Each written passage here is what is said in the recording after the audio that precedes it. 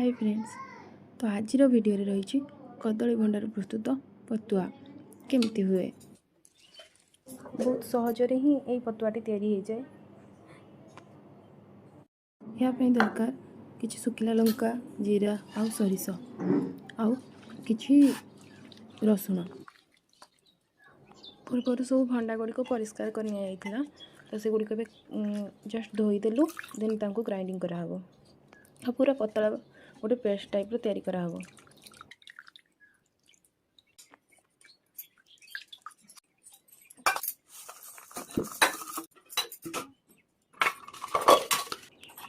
तो ये आम रेडी हो गई पतला पेस्टी। एगुड़ी को गोटे पात्र को काढ़ी नेबा।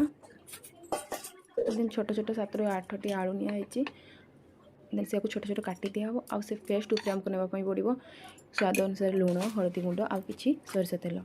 देन से गुड़ी को सबको भल भाव मिक्स करने पड़ो। तापर ये सब गुड़ी को पड़ापी आम शाल पत्र नहींचु। आ शाल पत्र उपरे गोटे हलदी पत्र को काटिकी दिगड़ करके रखी दिखाई। कहीं हलदी पत्र पड़े तार पत्र माने पतुआर बास्नाटा बहुत बढ़िया आसे और तो बहुत भल लगे। रेडी हो गला सब। देन से पत्र गुड़ी को कुंची माध्यम टिपी दिहब। गाँ गंडारे तो टिपी दिहब बोली कहते। आपण सियाड़े कौन कहते कमेंट माध्यम जनइबे। भल भाव न टिपिले से माने बाहरी आसो सब पेस्ट गुड़िक। शाल पत्र गुड़ी बहुत पुराना होता तेणुक बाहर गोटे शाल पत्र टिपी दिखाई बाहर को किसी जिनस न आसू बोली।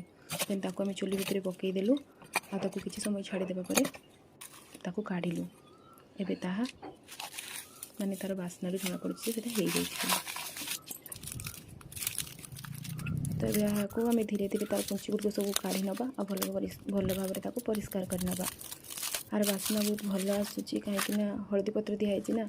हलदी पत्र आप जेकोसी जिनस कले तार बास्ना बहुत बढ़िया बास्ना आसे। बास्ना ही पेट भरी जाए। तो एबे से गुड़ को सब काढ़ी नवा। आपण पाखे जदि शाल पत्र कि हलदी पत्र ना तेबे आपण कदली पत्र भी पोड़ी पारे। या करी भी करती पतुआ। तो चुली कले तार स्वाद अलग, करी कले तार स्वाद अलग आसे। तो रेडी हो गला आमर एबे आमर कदली भंडार पतुआ रेडी हो जाइए। आपको जदि भल लगी तेबे लाइक एंड सब्सक्राइब करेंगे। Thank you.